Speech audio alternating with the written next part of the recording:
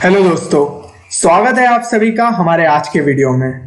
तो यार सबसे पहले तो मैं आप सभी को दिल से शुक्रिया कहना चाहूंगा कि आपने हमारी सीरीज को इतना सारा ढेर सारा प्यार दिया। और साथ ही साथ मुझे काफी खुशी हुई कि हमारे जो वीडियो के कमेंट सेक्शन में आप लोगों ने लिख के बताया कि भैया we were able to solve 3 to 4 questions in the recent attempt. और मतलब आपकी ट्रिक्स काफी काम आई हमारे। तो यार मतलब मुझे बहुत अच्छा लगा कि आपने वीडियोस देख के ट्रिक्स सीखी और साथ ही साथ उसे एग्जाम में इम्प्लीमेंट कर पाए।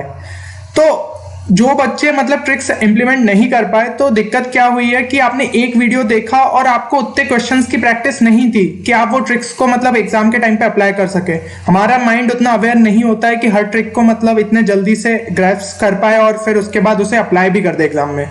तो हम लोगों ने सोचा है कि आप लोगों के लिए मतलब जो फेब शिफ्ट्स के हमारे पेपर्स बचे हैं ना, उन सब में हम आपको मतलब बताएंगे किन क्वेश्चंस में ट्रिक्स लग सकती थी ताकि आपकी प्रैक्टिस काफी हो पाए। साथ ही साथ आपका जो अभी मार्च अटेम्प्ट का पेपर हुआ जिसमें मैंने सुना कि मतलब मैथ्स काफी डिफिकल्ट आया था, तो उसमें भी हम बताएंगे कि कहाँ कहाँ आपके लिए पॉसिबल थी कि आप ट्रिक्स लगा सकते थे। क्योंकि यार इस सीरीज का मतलब मेन पर्पस क्या है कि आपके मन से डर निकालना है कि मतलब जो लोग बोलते हैं ना कि जेई मेंस का पेपर ऐसा हुआ है, मतलब यार बहुत पेपर मतलब टफ आता है, तो ऐसा कुछ भी नहीं है। अगर आप बोर्ड्स की प्रिपरेशन कर रहे हैं, आप अपने कॉन्सेप्ट्स को स्ट्रांग भी रखते हुए चल रहे हैं ना, और मतलब ऐसा कोई अलग से नहीं प्रिपरेशन कर रहे जेई मेंस की, तो भी you will be able to solve. मतलब कम से कम मान लीजिए आप 10 से 12 क्वेश्चंस तो यूं निपटा लेंगे।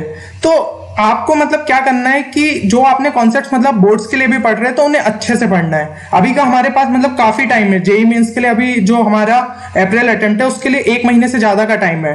तो अभी आप क्या करिए, कॉन्सेप्ट्स पे ध्यान दीजिए।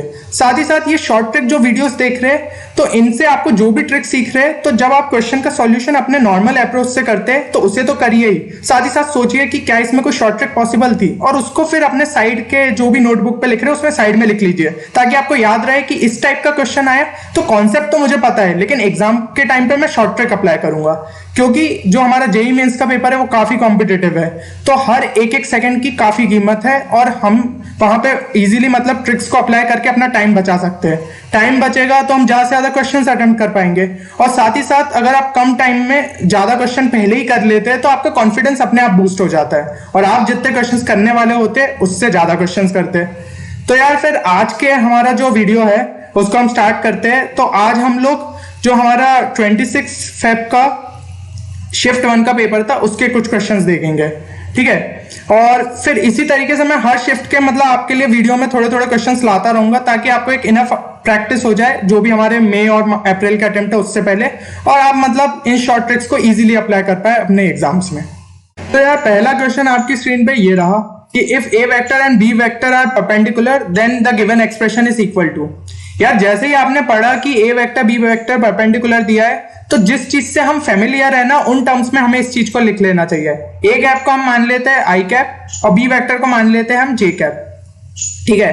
अब इसके आगे हमने फिजिक्स में पढ़ा है अपना मतलब जो शुरू में ही आपको पढ़ाया जाता है, ये हमारा जो साइक्लिक रूल होता है कि आई क्रॉस जे गिव्स अस के, के क्रॉस आई गिव्स अस जे, और इस तरीके से अगर हम अपोजिट डायरेक्शन में जा रहे हैं तो माइनस साइन लिख देते हैं, ठीक है ना। तो ये वाला रूल अगर आपको पता है, ये क्वेश्चन आपके लिए मतलब चुटकियों का है। अब आप क्या करिए, इस एक्सप्रेशन को आई जे के टर्म्स में लिख लीजिए। पहला हो जाएगा आई क्रॉस आई क्रॉस आई क्रॉस आई और यहाँ पे आई क्रॉस जे, ठीक है। अब यहाँ पे क्या हो जाएगा, आई cross j gives us k, ठीक है। I cross k gives us minus j, then i cross j gives us k और यहाँ पे माइनस साइन है इसलिए ये हो जाएगा माइनस के, then i cross k gives us minus जे और माइनस एक पहले से था, तो फाइनल आंसर हमारा आ गया जे। अब आई और जे को हमें ऑप्शंस में सब्स्टिट्यूट करके देखना है। तो फर्स्ट हो जाएगा हमारा आई cross J which gives us के, तो वो तो ऑप्शन नहीं हो सकता। सेकंड जो है वो जीरो वेक्टर दिया है, वो भी ऑप्शन नहीं हो सकता। थर्ड वाले में दिया है कि ए रेज़ टू पावर 4, तो ए मॉड दिया है ना, तो ये तो हमने यूनिट वेक्टर माना है तो उसकी वैल्यू होगी 1, 1 रेज़ टू पावर 4 भी 1 ही रहेगा, तो ये सिंपली हो जाएगा j/2, यानी कि वो भी हमारा ऑप्शन नहीं हो सकता। हमारा आंसर हो गया ऑप्शन 4। फिर भी आप चेक करने के लिए एक बार वैल्यू डाल लीजिए, तो जब हम मॉड में डालेंगे तो वो i रेज़ टू पावर 4 हो जाएगा, वो हो जाएगा 1 और b हो जाएगा हमारा j, जो कि हमें मिला था सॉल्व करने पे फाइनली। तो दोनों ऑप्शंस मैच, दोनों चीजें मैच हो रही है और हमारा ऑप्शन 4 हमारा आंसर हो जाएगा। तो देखा आपने, अगर आपको मतलब वेक्टर जो चैप्टर है वो इतने अच्छे से नहीं भी आता है, तो सिंपली आपने फिजिक्स में तो ये चीज पढ़ी है ना, तो भी आप ये क्वेश्चन सॉल्व कर लेते। कोई इसमें मेहनत नहीं थी, और ये क्वेश्चन क्या है, हम डर के मारे छोड़ देते कि भाई जिन लोगों को वेक्टर्स में दिक्कत होती है वो बोलते भाई ये वेक्टर्स का इतना बड़ा सा एक्सप्रेशन लिखा है तो यार छोड़ो इस क्वेश्चन को, बाद में देखेंगे। वो बात कभी भी नहीं आता है। तो सबसे पहले अगर क्वेश्चन बन रहा है ना तो उस पर जुट जाओ और उसको सबसे पहले निपटाओ। चलो फिर अब अगला क्वेश्चन देखते हैं। अगला क्वेश्चन ये हमारा हो गया डिटर्मिनेंट्स का, है ना। तो यार डिटर्मिनेंट्स के ऐसे जब क्वेश्चन आते हैं ना, और अब ए के बारे में कोई कंडीशन मेंशन नहीं की, तो उठा के कोई वैल्यू डाल दो। क्या करते हैं हम, इसमें ए की वैल्यू 0 डाल दो। तो पहला हो जाएगा यहाँ पे 0 + 1, 1 × 2 2, 2 × 3 6, 3 × 4 12, ये हो जाएगा 2 3 4, और यहाँ पे हो गया 1 1 1। खत्म। डिटर्मिनेंट को उठा के सॉल्व कर दो। तो ये हो जाएगा 2 × 3 × 1 -4, ये हो जाएगा -1 -2, 6 × 1 -12 × 1, दिस इज -6 प्लस 1, यहाँ पे 6 × 4 24, 24 - 36, दिस गिव्स अस -12। ये हो गया -2 + 12 -12 प्लस ये तो कैंसिल हो गए हमारे, तो आंसर आ गया हमारा -2। अब ऑप्शंस में उठा के a = 0 डाल के देख लो। तो ये तो 0 हो गया, यहाँ पे 0 + 2 × 2 × 3 × 4, तो ये भैया -2 तो नहीं है, इसको हटाओ। फिर फोर्थ ऑप्शन में डाल लिया 0 0 + 1, 1 × 2 × 3, ये 6 है, तो ये भी ऑप्शन, ये भी नहीं है पॉसिबल। थर्ड जो है वो ऑप्शन दिया हमारा -2, यानी कि वही हमारा आंसर है। तो मतलब -2 तो सीधा सीधा ऑप्शन में दिख रहा था, मैं थर्ड ऑप्शन भी टिक कर देता, पर भाई मुझे चेक करना है ना एक बार कि मैंने जो अभी ये वैल्यू निकाली है कहीं दूसरे ऑप्शन में भी a = 0 पे डालने पे -2 तो नहीं आ रही। तो ऐसे करना, मतलब ये नहीं कि सीधा -2 दिख रहा है तो भाई ऑप्शन 3 आगे, मतलब भाई हमारा तो आंसर आ गया, उस पर टिक करो, आगे बढ़ जाओ। सारे ऑप्शन में एक बार डाल के चेक कर लेना।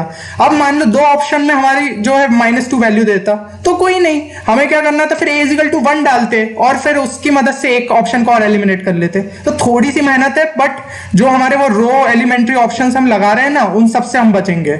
हमें सीधा मतलब ये क्वेश्चन मतलब सॉल्व करने में मुश्किल से 10 से 15 सेकंड लगेंगे। तो चलिए अब हम देखते हैं अपना अगला क्वेश्चन। अगला क्वेश्चन है हमारा ये ट्रिग्नोमेट्री का।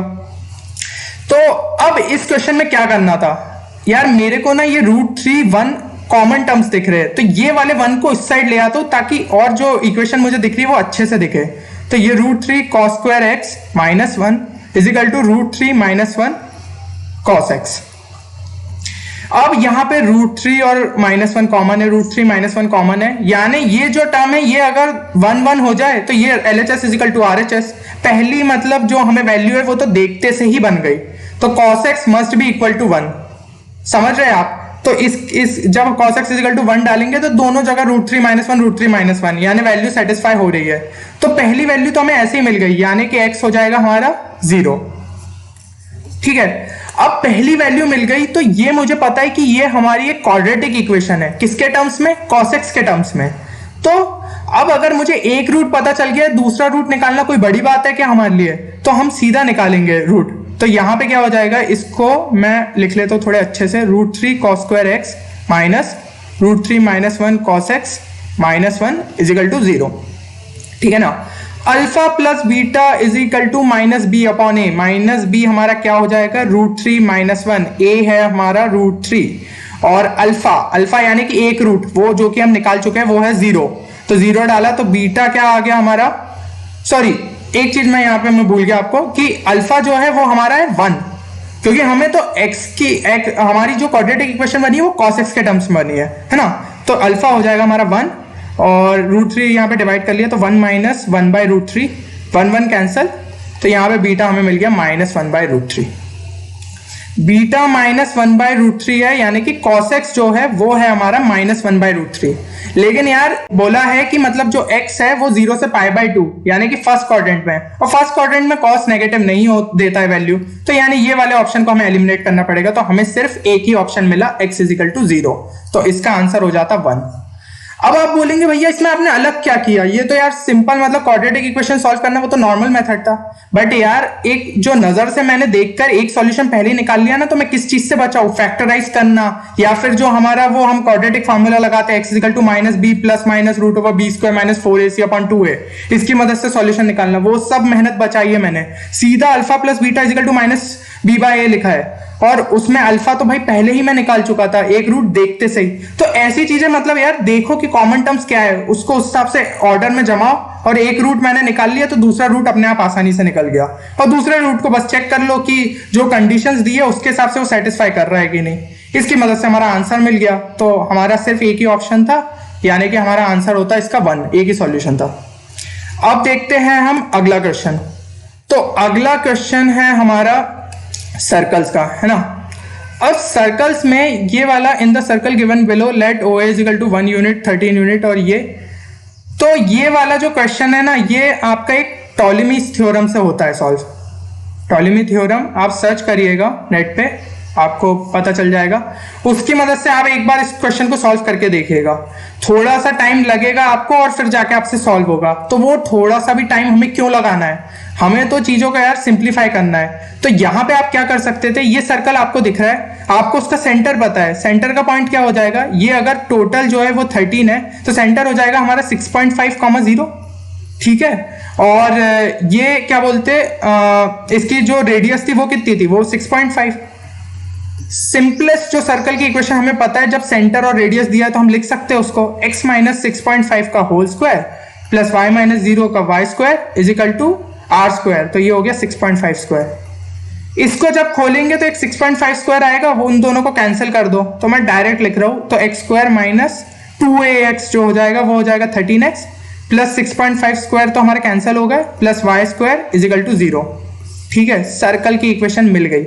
अब ये PQ की इक्वेशन क्या होगी, PQ जो है वो हमारी y एक्सिस के पैरेलल जा रहा है, और कहां से पास हो रहा है, x इज इक्वल टू 1 से, यानी उसकी वैल्यू हमेशा x इज इक्वल टू 1 रहने वाली है। तो ये हो गई उसकी equation x is equal to 1।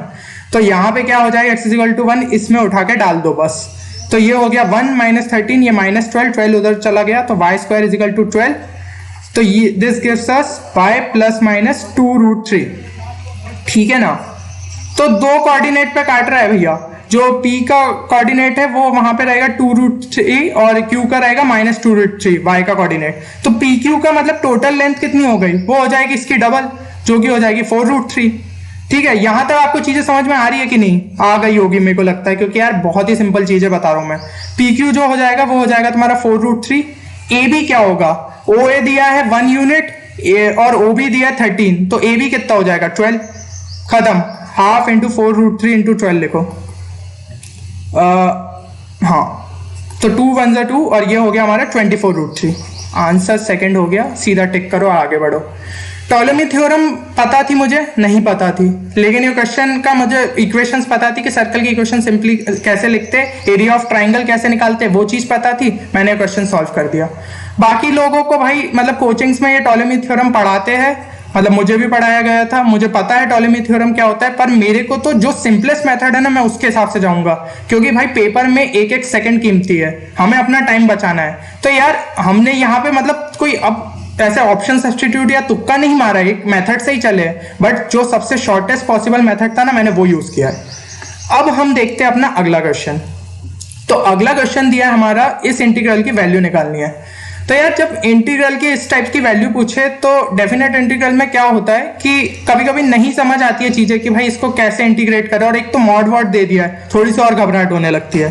तो क्या करो, जो मैंने बताया है, इंटीग्रेशन मतलब क्या है, एरिया अंडर द कर्व। इस कर्व को एक बार प्लॉट कर लो और उसका एरिया निकाल लो, तो उसकी मदद से आपको वैल्यू एक पता चल जाएगी कि किसके पास में आ रही है। जैसा कि मैंने आपको पिछले, अगर आपने मेरा मैथ्स का वीडियो नहीं देखा है तो उसको जाके देखिए, मैंने एक ऐसा क्वेश्चन कराया था जिसमें हमें एरिया अंडर द कर्व निकालना था। तो वो जो मैंने मेथड उसमें यूज किया था ना, कि जो भी मतलब एक कर्व बन रहा है उसके शार्प कॉर्नर्स को ज्वाइन करके हमने एक मतलब दूसरा सिंप्लीफाइड फिगर बनाया और उसका एरिया निकाल लिया, फिर उसको अप्रोक्सीमेट करके उस एरिया के इक्वल ले गए। तो यही चीज मैं इसमें भी करने वाला हूँ। sin 2x का ग्राफ बनाते हैं। तो sin 2x का मतलब सिंपली जैसा बनेगा बनाते हैं, यहाँ पे 0 पे वो 0 देता है, फिर x इक्वल टू π/4 पे वो 1 दे देगा, है ना। अब ये वैल्यू 1, यहाँ पे 1, π/4 यानी कि हमारा हो गया 3.14/4 यानी कि 0.75 के आसपास आएगा। तो यहाँ पे हो गया मतलब π/4 मान लीजिए, ठीक है, ये यहाँ पे और यहाँ पे ऐसे करके हमारा कर्व बन गया। अब यहाँ पे वो साइन कर्व जैसा चलेगा, तो यहाँ पे आके π/2 पे वो हो गया हमारा 0, है ना। फिर यहाँ पे ऐसे करते हुए चलेगा। अब जाना साइन कर्व को नीचे चाहिए था, बट यार यहाँ पे मॉड लगा है तो हमेशा वैल्यू पॉजिटिव ही रहेगी, तो ये यहाँ पे ऐसे जंप कर गया और ऊपर चला गया और यहाँ पे आ गया पाई। तो यानी कि हमें ये पूरा एरिया और ये पूरा एरिया इन दोनों को मिला के हमारा आंसर आ जाएगा। अब यार मुझे ये कर्व है ऐसा, तो मैं क्या करता हूँ, मतलब इधर पे मैं थोड़ा जूम करके इस चीज को बना ले रहा हूँ। तो ये ऐसा करके है और यूं।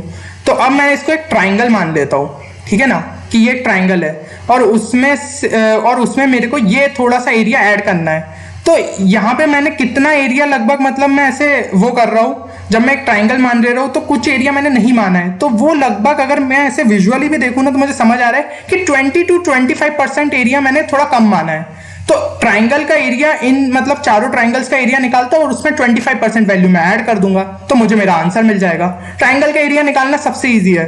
तो half into base into height, base कितना हो जाएगा हमारा π/4, हाइट दी है हमारी 1, तो ये वैल्यू हमें दे गई π/8। ये तो लेकिन यार एक ही ट्राइंगल की आई है, ऐसे करके टोटल कितने 4 ट्राइंगल बनेंगे पाए तक, तो 4 लिख लो इसको। ये हो गया π/2, π/2 कितना हो गया 1.57, ठीक है। 1.57 को अप्रोक्सीमेटली 1.6 अगर मैं मान लूं और अब इस वैल्यू को मैं 25% इंक्रीज कर दूं, यानी कि 0.4 हो जाएगा। तो 0.4 से इंक्रीज कर दूं तो वो हमें दे रहा है लगभग, वो दे रहा है हमें लगभग 2, और हमारा आंसर इससे हमें पता चल जाता है अप्रोक्सीमेट 2। अब आप बोलोगे कि भैया आपने 25% ही ऐड क्यों किया, 20% ऐड कर देते या फिर आप 30% ऐड कर देते। तो मैं बोलूंगा भाई ठीक है, तुम 20% भी उसमें ऐड कर दो तो वो तुम्हें 2 से थोड़ी कम वैल्यू देगा, पर ये इंटीजर टाइप क्वेश्चन था तो तुम ऑब्वियसली 2 लगाते, क्योंकि भाई हमें तो ये आंसर एक अप्रोक्सीमेट ही मिला है ना, तो जो सबसे इंटीजर पास दिखेगा हमें वही आंसर मानना चाहिए था। पर तुम्हें विजुअली तो दिख रहा है ना कि ये जो एरिया रहेगा ये 20, 25 या 30% रहेगा, 50% तो नहीं रहेगा ऑब्वियसली। तो हम उतनी बड़ी वैल्यू करने ही नहीं वाले उसमें ऐड। 20 या 25% के आसपास की कोई वैल्यू ऐड करके देख लेना, जो सबसे नियरेस्ट इंटीजर दिखे उसको हम आंसर बना लेंगे अपना, तो वो हमारा आंसर हो जाएगा। तो यार उम्मीद करता हूं कि फिर आपको इस वीडियो से मतलब कुछ नई ट्रिक सीखने की मिली होगी। और मैं एक बार फिर से रिपीट करना चाहूंगा कि आपने वीडियो देखा, ट्रिक सीखी, बहुत अच्छी बात है। अब क्या करिएगा, मतलब जब आप क्वेश्चन सॉल्व कर रहे हैं तो एक बार अपने कॉन्सेप्ट से, नॉर्मल कॉन्सेप्ट से सॉल्व करिए, और जब नोटबुक के इसमें एक ये बॉक्स बना लीजिए और यहाँ पे लिखिए अगर आपको कोई ट्रिक दिमाग में आ रही है तो उस ट्रिक को ऐसे मार्क कर दीजिए कि इसमें भाई n=2 या ऐसा कुछ वैल्यू डल के वो क्वेश्चन सॉल्व हो जाता। और जब हम अपने फाइनल एग्जाम से पहले उसको रिलीज करेंगे, मतलब एक बार जब हम रिवीजन करेंगे तो फिर हम चेक करेंगे अच्छा भाई इसमें ट्रिक पॉसिबल थी, तो मैं जब मेरे मेन पेपर में मान लो इस टाइप का क्वेश्चन आया तो मुझे ट्रिक यूज करके करना है। लेकिन अभी तो यार कॉन्सेप्ट बिल्ड करने पे ध्यान दो, क्योंकि सारे क्वेश्चंस ट्रिक से सॉल्व नहीं होने वाले, तो कुछ में तो आपको कॉन्सेप्ट लगना ही है। तो ये अगर आपके मान लीजिए कि अभी 95 परसेंटाइल इस अटेम्प्ट में आए और अगर आपने शॉर्ट ट्रिक्स यूज की ना तो आप अपना टाइम बचा के और ज्यादा क्वेश्चन अटेम्प्ट कर पाएंगे, तो कम से कम हम +99 परसेंटाइल निकाल सकते हैं मार्क्स। और जिन बच्चों के अभी 70 to 80 आ रहे वो तो इजीली मतलब 90 परसेंटाइल के ऊपर स्कोर कर सकते हैं, क्योंकि भाई शॉर्ट ट्रिक्स लगाओगे तुम्हारे क्वेश्चंस ज्यादा बनेंगे। तो इस वीडियो का पर्पस यही है कि आपको आपका टाइम बचे आपके एग्जाम में, लेकिन अभी आपके पास अच्छा खासा टाइम है तो अभी कॉन्सेप्ट बिल्ड करने पे ध्यान दीजिए।